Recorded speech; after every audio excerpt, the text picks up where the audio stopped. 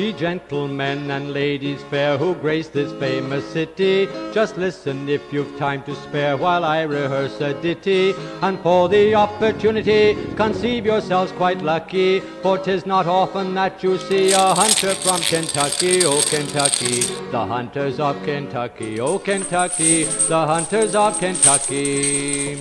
We are a hardy, free-born race, each man to fear a stranger. Whate'er the game, we join in chase, despising time and danger. And if a daring foe annoys, whate'er his strength and forces, we'll show him that Kentucky boys are alligator horses. Oh Kentucky, the hunters of Kentucky, oh Kentucky, the hunters of Kentucky.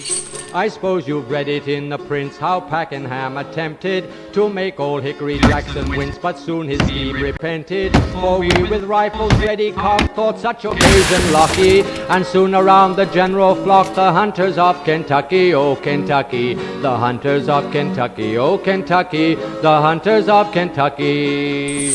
You've heard, I suppose, how New Orleans is famed for wealth and beauty. There's girls of every hue, it seems, from snowy white to sooty. So Pakenham, he made his brags, if he in fight was lucky, he'd have their girls and cotton bags in spite of, oh Kentucky, the hunters of Kentucky, oh Kentucky, the hunters of Kentucky. But Jackson, he was wide awake and was not scared at trifles, for well he knew what aim we take with our Kentucky rifles. So he led us down to Cyprus.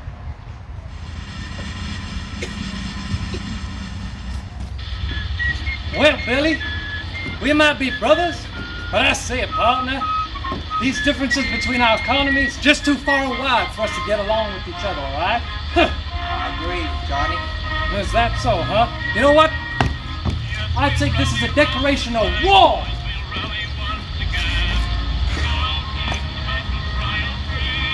To you, Solomon. I said, differences between the North and the South just far too big, I said. So I tell you what, Mr. Billy Yank, I declare war on you, boy. Say to you. Yes, that's the deal. Ladies and gentlemen, welcome to Stone to Steam, where I will take you from all of history from beginning up until present times. And we are now in the American Civil War, 1861. So before we get started with the show, I think you guys need to know a little bit of background context. Some of you guys might remember the American Revolution that we did a few weeks ago, where the American colonies all fought together to fight the British for independence. And independence they got. And so in 1776, the Declaration was signed, and after a long war, the American colony became the United States of America. Well, almost united. You see, there were many underlying problems left since the Revolution, and these all boiled over to something very, very dramatic that would happen later in American history. But let's fast forward to the 1820s, and Britain has abolished slavery. And most European nations would follow suit after that. New interpretations of the Bible, as well as economists viewed that a slave labor was actually more costly than wage labor. And a few other reasons led to the abolishment of slavery. Those who advocated for the abolishment of slavery were called abolitionists. And so you see, fast forward yet again to 1861, and the Republican Party headed by Abraham Lincoln is now elected to run the Union, or the United States of America. And of course, Abraham Lincoln, many said, was an abolitionist. And so of course, the South was built on a slave economy. The North was built on an industrial economy. So of course, the North didn't mind the idea of abolishing slavery. The South viewed this as a very threat to their way of life. And so of course, as soon as Abraham Lincoln was elected president, the South seceded from the Union. They broke away, followed first by Virginia, in Tennessee, Alabama, Texas, all the southern states would unite into what they called themselves as the Confederate States of America. And so with their newly elected president, Jefferson Davis, the South and the North were poised for war. So many of us people in the future, believe that the war was fought for slavery, that the South fought to protect their way of life. This is mostly true. However, I have seen a few interviews of some Confederate soldiers who fought in the Civil War.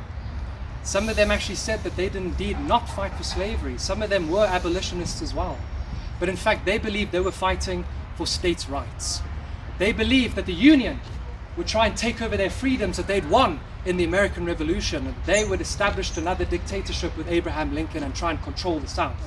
So many Southern soldiers went into the war thinking like this. But yes, most of all, in part, it was a war to protect the Southern way of life, the Southern way of life.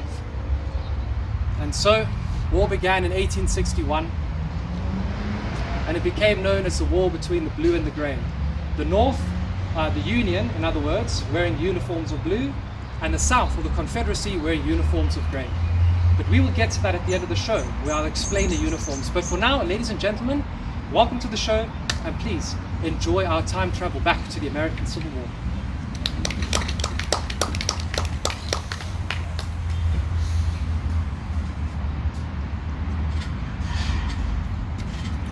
Well, Billy Yank, we're now here faced with the Civil War, I say it, partner.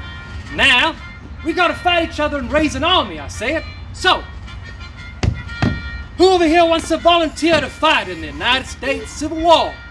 All right, hands, I see. All right, I'll tell you what, Mr. Union, I'll choose one, then you choose one, partner, all right? Okay, sounds good.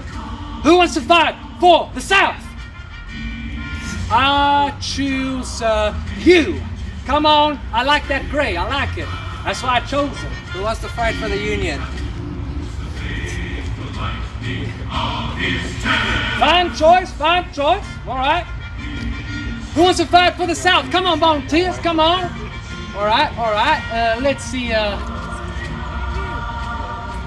My farmer, yes, come on up. Would you like to join the Union?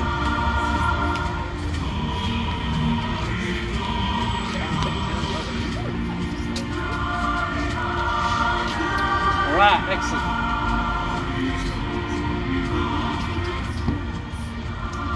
So, what we're gonna do is I found the best way to determine who's the strongest out of the North and the South is a good old arm wrestle, yes? Who wants an arm wrestle? Hoorah! Hoorah! We're gonna see who wins that now. So, how we're gonna do this is we're first gonna pit our first Southerner against a Northerner right over here, all right? So, bring the table. Put it this way now.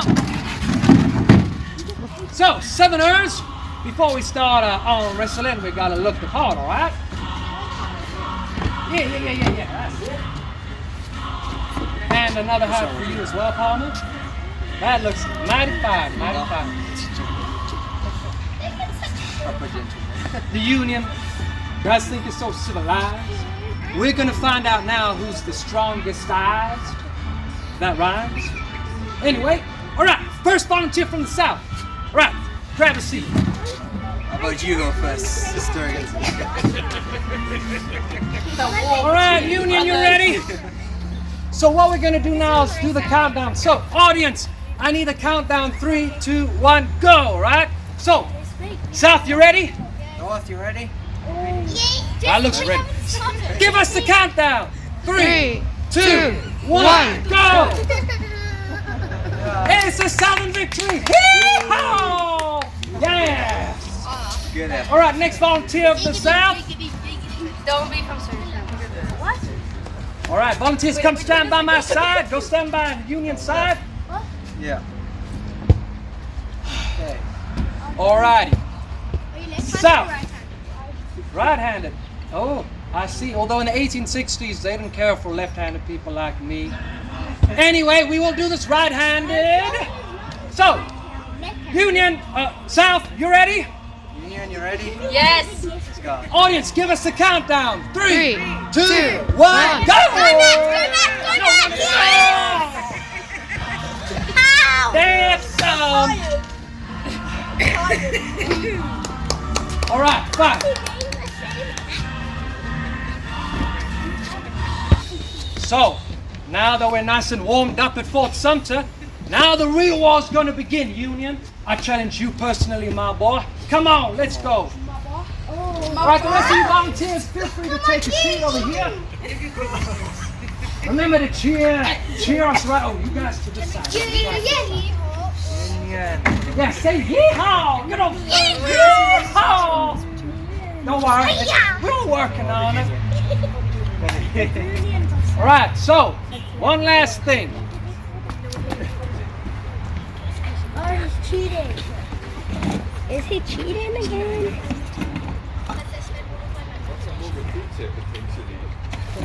All right. There. Julian's losing again. Oh, we're winning. It's a tie. Does the person who loses get No, probably hangs. Got a little surprise over here. New both. For some hangman. All right.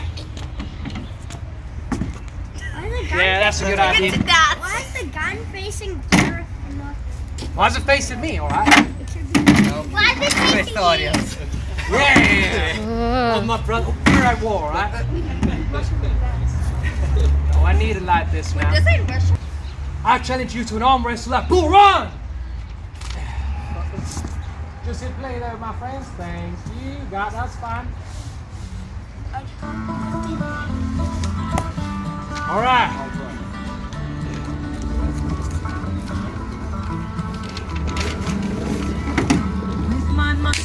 So, Union, let's go! First battle, Bull Run! Hoorah! Hoorah! All right, you ready? Yes, sir. 3. Oh wait, give us the countdown, audience. 3, 2, 1.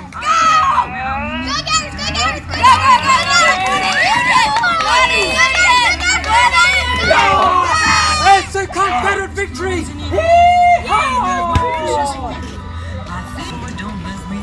Now, the second battle, we face each other at Shiloh. Why battle's so difficult to set up? At Shiloh. You ready, North? Yes. Cheer us on, come on! Give us the countdown! 3, 2, 1.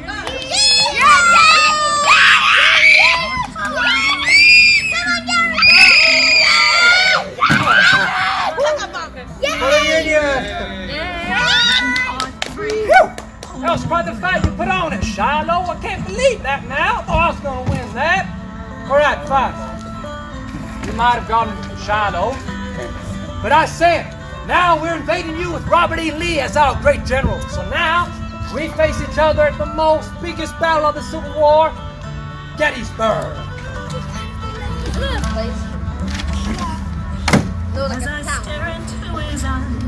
So, Union, you ready? Let's do this, partner. Audience, give us the countdown. 3, 2, 1.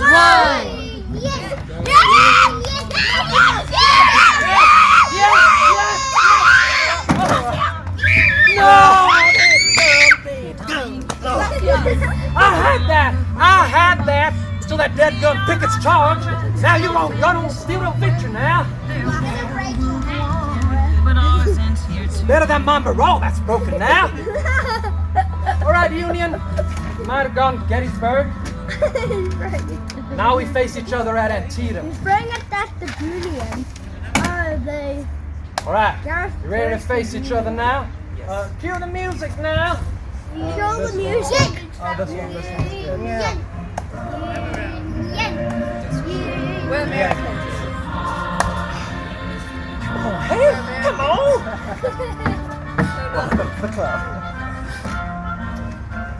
All right. Give us the countdown. 3, 2, 1. Come on, give us the countdown.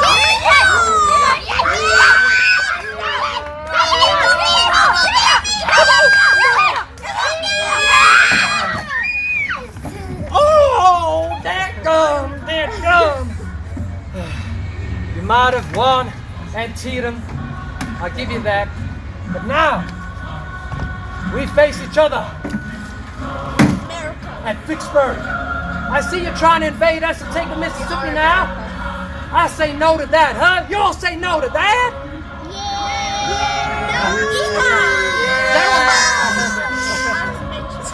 All right, Union, put it up. Come on, partner. Right. Give us the countdown. Give us the countdown.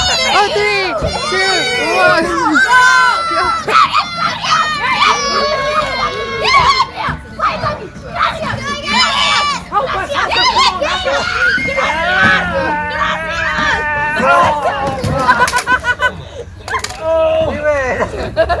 Dead gone. We lost them. Thank you, partner. Thank you. Looks like we lost that one now. It's fine. So, Union. Wait. I guess she's right. Don't say it does. So, partners, now I see that you're trying to take Richmond. It's already 1865 now. Time flew fast. But I see that the North is now trying to surround our capital, Richmond, in Virginia. We can't let this happen, soldiers. So we're gonna go march to Richmond and beat them to it, all right? All right. Who over there? More soldiers. Who wants to join the South? Come on, come on. Who wants to fight for the South? Also join the Union.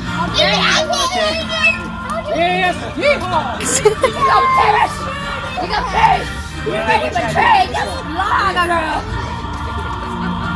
Yes, small army. All right, just give us 1 minute to remove the table.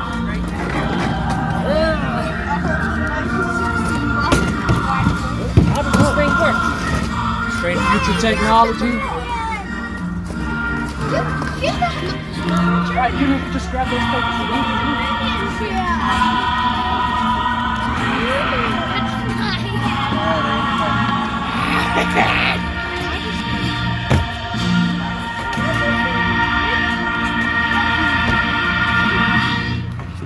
Ladies and gentlemen, the Mormon. Right, hey, there we are. You guys look nice and subtle. You look like you're from the Revolutionary War. I like it, I like it. Remember the spirit of independence that we're fighting for. All right, so now North, we got to teach our armies how to march, yes? Yeah. But we have got to outmarch the North to Richmond. That's they're going to take it while we're out, right? So, Southern soldiers line up in front of me, and Northern soldiers line up in front of Billy Yang. Yeah, this way there. Right, nice straight line. All right, good. So, how to march in the United States Civil War is, you guys know how to do left, right, yes? So, left, right, left, right, left, right, left, right, yeah, that's in the same direction, right? I was once going to go to Richmond, the other's going to go all the way to New York, and then that gun, we'll be in Washington, and then we'll swap captains, I guess. So now, no, ready to get to Richmond now, boy? Yeah, let's do this.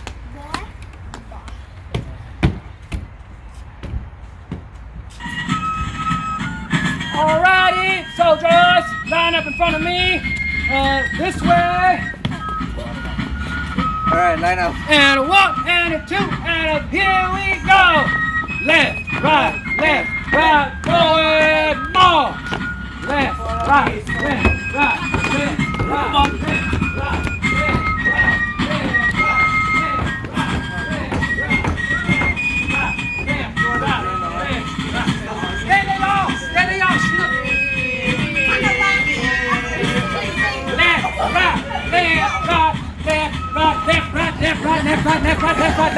Where's Richmond? Yes, we did it first! Hurrah! Let's see. It's my decide my volunteer. So it looks like we beat you to Richmond, boy. Now, soldiers. After a long day's marching, soldiers in the Civil War also needed to take camp, all right? It's already getting late. We're gonna fight them tomorrow, right? So, soldiers, I think it's about time we set up camp, all right? South, come over here, let's set up camp. Come, sit in front of me around a circle, in a circle, yes? Yeah, like this, in a circle, like that. Southern style chicken? That's a good idea. Anybody got chicken? We have a whole giant team. Oh, we only got hardtack over here. We got nothing. We have After long days of marching, sometimes morale gets very low. Sometimes the army needs a bit of reminding why we fight. So I think, soldiers, how about a little bit of music? Yeah, a little bit of music. We'll sing songs about food, alright? Give me a beat.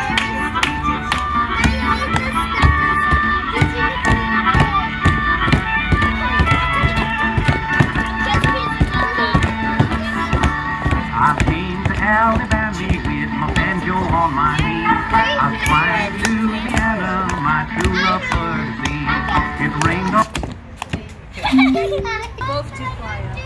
Oh, I'm sorry, North. Your music has failed. The musicians are lost. Your phone won't play it. Sorry, folks. Wait for us to get the future machine sorted out.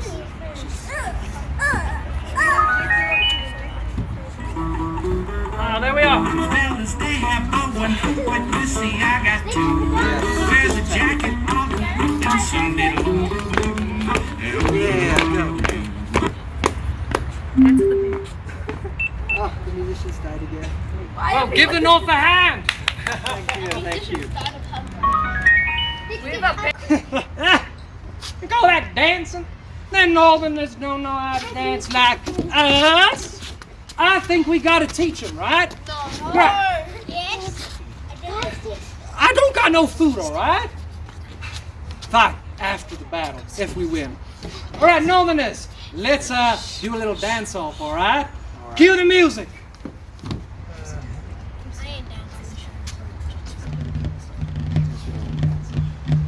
Come on, you can dance.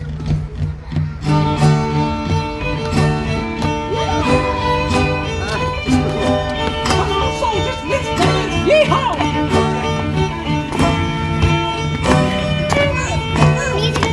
Give us a clap. Come on, audience. I'll place my knapsack on my back, my rifle on my shoulder. I'll march away to the firing line, kill that Yankee soldier. I'll kill that Yankee soldier. I'll march away to the firing line and kill that Yankee soldier. Yeehaw!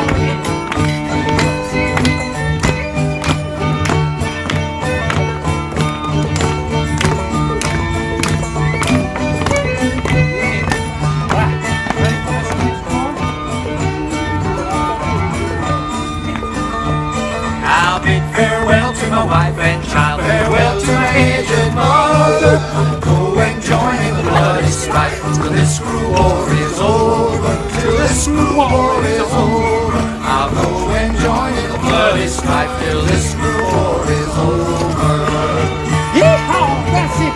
That's it, cowboy. Right on, cowboy. Yeehaw!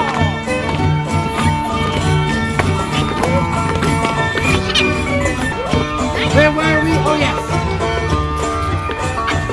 So I'll place my knapsack on my back, my rifle on my shoulder. I'll march away to the firing line, kill that Yankee soldier. Kill that Yankee soldier. I'll march away to the firing line, and I'll kill that Yankee soldier.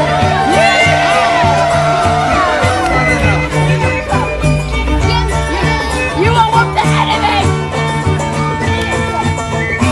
Strange future people with their strange future things, I say. Come on, volunteers. You done so well. Give them a round of applause, audience. He dives with the enemy. Well, my cowboys, you can return back to Texas now. Thank you very much. Thank you. Thank you.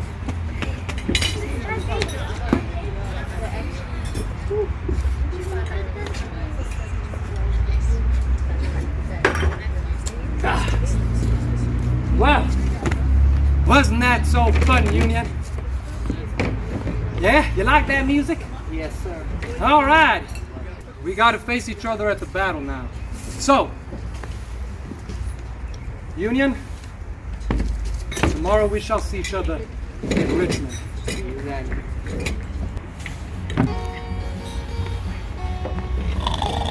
Hey.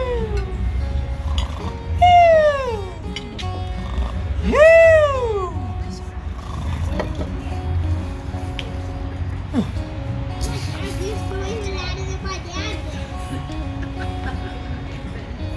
it, sundown? Soldiers for the war, soldiers for the war. What uniform is that? I don't know, it's fine. You can go. Cool, thank Sorry, you. sorry. Sorry to crash your seats. No, soldiers for the war. Anyway.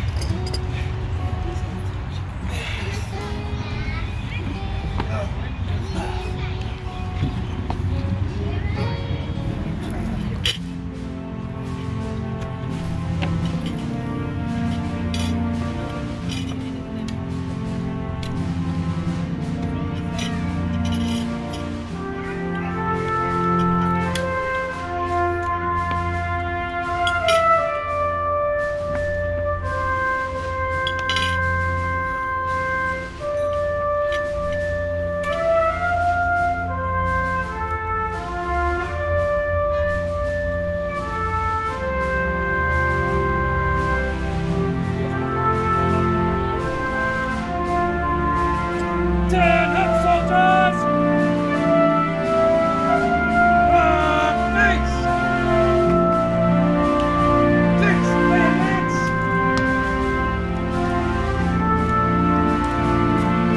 Ready to charge! Charge!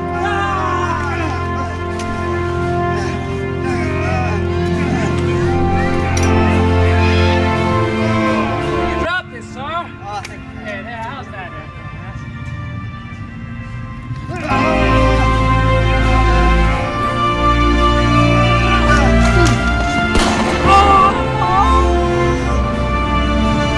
Put your guns down! Put your guns down! The South surrendered! The war's over!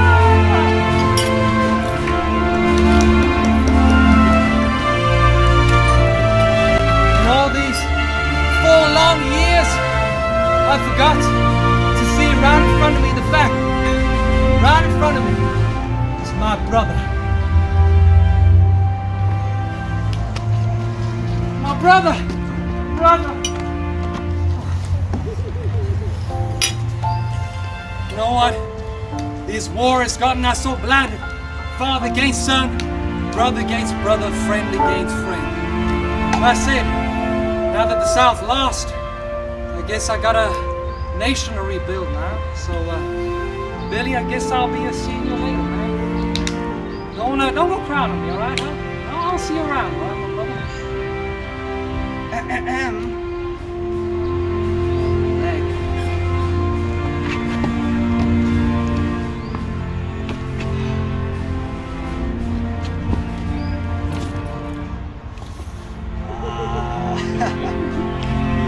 Well, cheerio, my partner.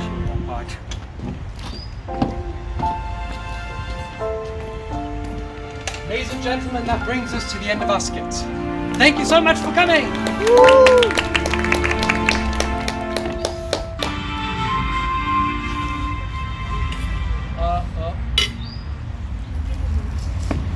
So, Mr. Union, come on, draw me on there.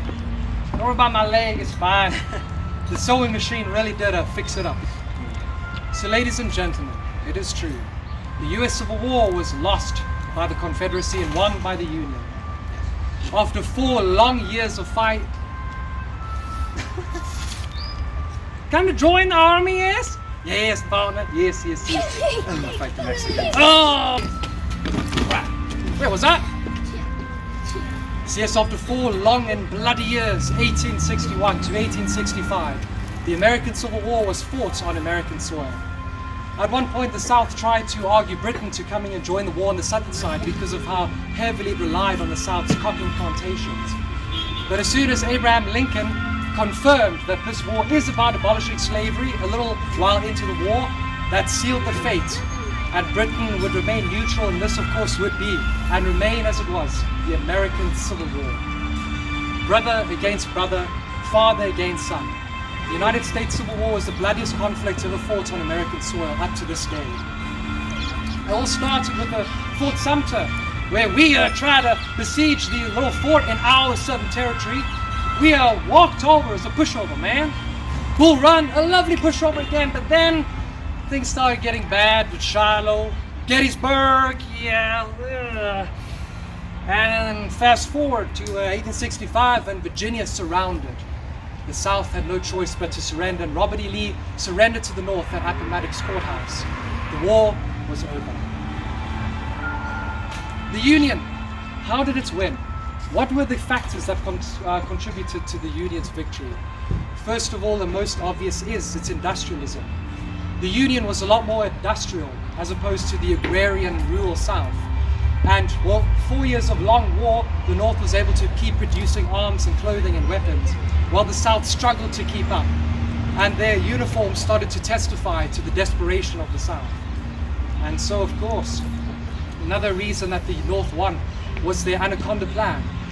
The North knew that if they blockaded the southern seaports, they'd be able to starve the South into surrender, which they did, but it took a long time. And another reason is that the campaign across the Mississippi River literally cut the South in half. And the Major Battle of Vicksburg sealed the deal on that one. And so, of course, with the South split in half, starved, lacking clothes and weapons, we lost. So, ladies and gentlemen, as I promised you, I said that I would explain the uniform, so allow me to do so. First, we shall start with the North, I see. All right. Well, the North.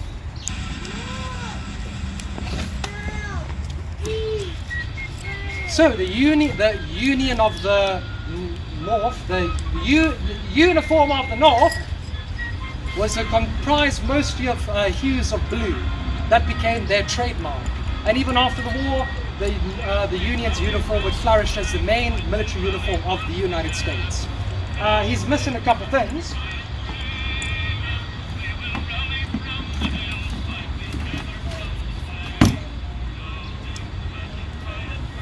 Soldiers in the American Civil War, of course, this is the age of muskets. However, a major change has happened since Napoleon's time.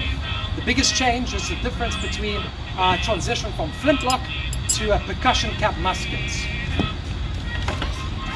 Right over here is an accurate size percussion cap musket replica that I made. And these would be the main weapon of both sides, on the North and the South.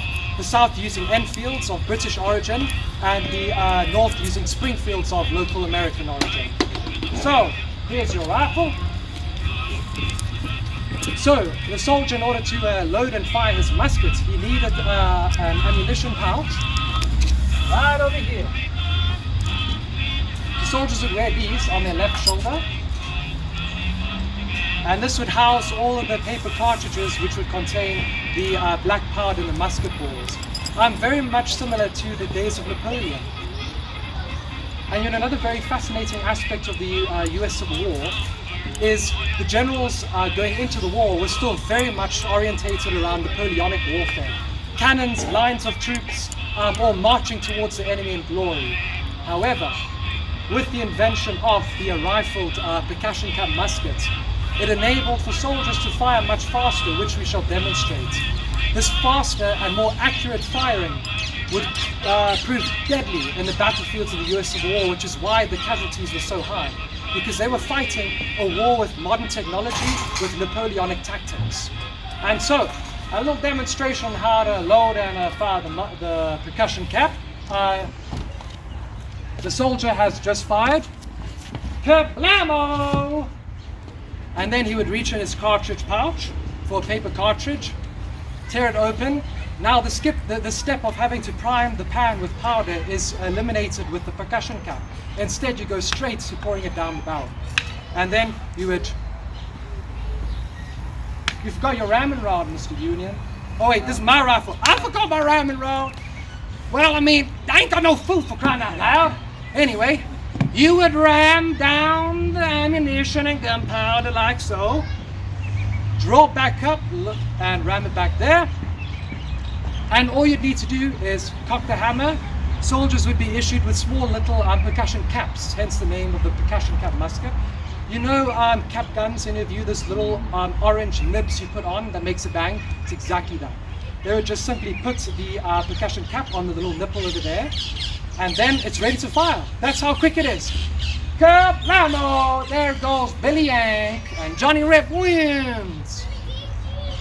Oh, Sorry about that. we'll see. Anyway, so one could fire the musket much faster now. Another big trademark of the American Civil War is the headgear. Soldiers would wear what they call cappies. These are actually not cappies, these are called forage caps. And there's a little difference. Cappies are much smaller on the top. Forage caps have a little flap over here. That's when soldiers were foraging around for food, they could put berries and food and eggs and anything inside their hat. Hence, it's called the forage cap. This just became the, what I suppose you could call the general fashion of the US Civil War. A little thing that soldiers often did is this. Do any of you know where the term "don't get cocky" comes from? That came from the American Civil War when soldiers would cock their hats to the side, giving it a bit of attitude. Yeah, a little bit of attitude, partner, I say it. Yeah. Please. No, that's not quite that time. But yes, soldiers would, it became trendy to cock your hat to the side, hence the phrase, "don't get cocky." I'm not that type of southerner. Or am I? And so that's basically, well, the uniforms are almost identical in these senses except the colors. A big difference though is, yes, you look at the tunics. On average, the Union soldier would be equipped in the United States Civil War with very well-equipped tunics and equipment and clothing. And he wears his top tunic over here in blue with brass buttons. And soldiers would also wear a light blue pants, trousers to go with the tunic. It became another trademark standard of the war. And soldiers, of course, wore their booties at the bottom, or shoes, whatever you want to call it. Interestingly enough, if you look here, unfortunately, I know the march into Richmond, I lost most of my hobnails, but can you see these two little nails over here? Imagine the shoe filled with them. Since Roman times, armies would put hobnails in their shoes to prevent the soles from wearing out. But of course, hobnails wore out too, so sorry it's not much to see, but what can I say? I haven't got a spare pair of shoes since Bull Run, alright? Now it's already Richmond now, can't believe it. So yes, and of course the main difference is grey and blue. I've just unbuttoned my tunic because the southern heat is very hot, as I said. As we know in Alabama, that song, the sun was so hot I froze to death. Literally. Soldiers would often unbutton their tunics to let the breeze in. So yeah, literally, that is it. One more thing. Both sides, soldiers would also wear a black belt, like such. It's a bit small. No wonder they be needing all the food and we ain't got nothing. But even the southern soldiers would also wear a belt. Sadly, I don't have an actual US Civil War repro belt, so I'm using just another black belt of mine. Although I've seen some pictures, although it's mostly officers who would have a buckle-style belt like this. But what soldiers would have is the US inscription on their belt buckle, literally say US for United States, in gold or brass on the Union uniforms. The South would often run out of equipment. They would steal the Northerners' belts and turn the buckle, US, upside down. So it literally says CN, SN, Southern Nation. So that's one way the South would hog uniforms because of the lack thereof of ours. So yes, ladies and gentlemen, that's really as simple as it gets. And last thing, another big burden that soldiers of the US Civil War had to bear was their rucksack. So just to face your back this way.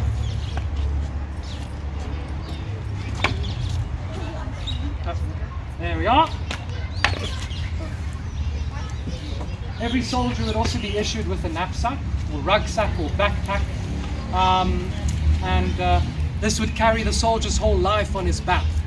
Just do a little slow turnaround for us, Union. Inside his knapsack would be his essentials, his food, spare socks, spare clothes, spare ammunition, a harmonica, a banjo, an orchestra, a whole Southern Army. I mean, you get the idea. It was his whole life.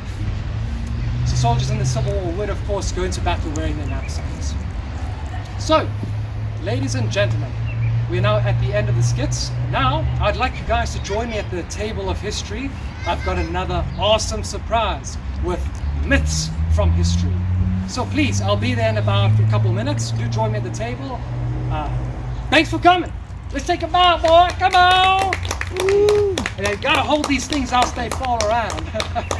All right. Thank you, partner.